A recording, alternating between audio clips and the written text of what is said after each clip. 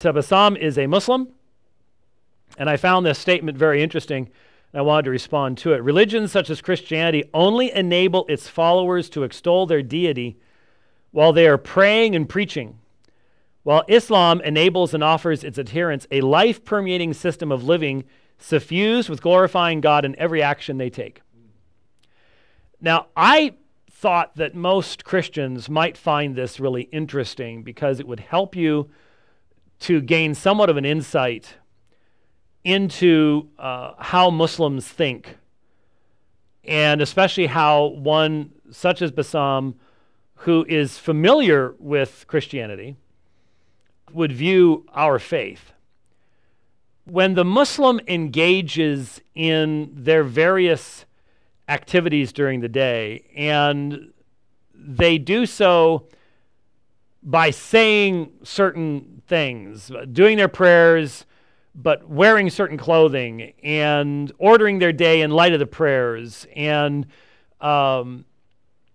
acknowledging God in their activities, they believe that this has merit in the sight of God. And in fact, it's well known that during the month of Ramadan, the month of fasting, that there is something called Laylat al-Qadr, the night of power, wherein it is believed that the prayers that you offer on Laylat al-Qadr, and no one knows exactly when Laylat al-Qadr is, it's one of the odd-numbered days at the end of 23rd, 25th, 27th of Ramadan. That's why you'll find all-night prayer vigils and services in mosques during all those nights, so that one of them is Laylat al-Qadr. Well, the prayers that you offer at that time, they meet on all those nights so that one of those nights is Laylat al-Qadr, and so their prayers will have so much more efficacy and value before Allah than prayers said any other night of the year, that they are willing to be up all night.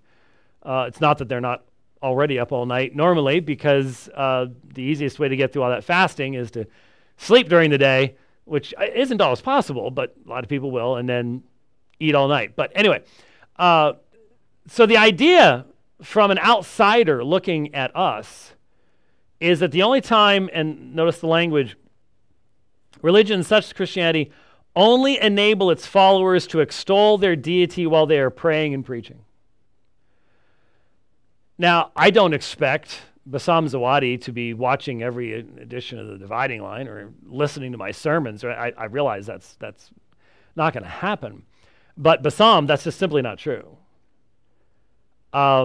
Fundamental Christian theology is that Christ, well, what does John chapter 14 tell us? That Jesus and the Father make their abode in us by the Spirit. And so, as Spirit indwelt believers, we are the body of Christ. So that, as Paul says, whatever you do, do it as unto the Lord. The most menial task. You know, in Islam, you might think, well, the most menial task, we dedicate it to the service of Allah. Okay, the Christian does everything to the glory of Christ, indwelt by the Spirit of God. So all of life, whatever you do, do all things to the glory of God in Jesus Christ. We are told that Christ is in all and is the whole purpose for the entirety of our life. Where we differ is that what we do only because we are prompted by that Spirit, whom we have by grace. It's not that we demonstrate something to God. We aren't saved by good works. We do good works to demonstrate our love for the one who has saved us.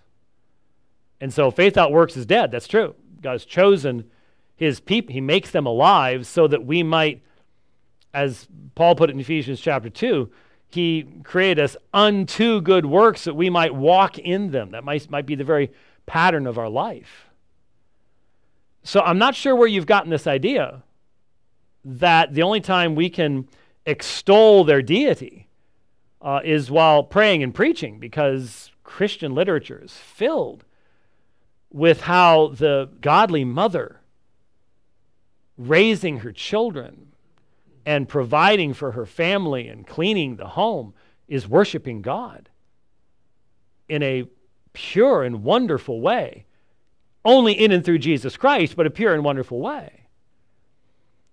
So I understand what the Muslim thinks about, if I say these prayers and if I do the things that I do that acknowledge throughout the day that Allah exists, then I am living a life-permeating system of living suffused with glorifying God in every action they take. That is not unique to Islam by any stretch of the imagination. And I would think, Bassam, that you would have read enough of the New Testament, that you have read the entirety of the New Testament. I've read the Quran multiple times, and I know the Quran's longer, the New Testament is longer than the Quran, but certainly it's worth getting through it at once, makes that point very, very plainly. Very, very plainly. So I would invite you to take another look at it and reconsider that in taking a look at it.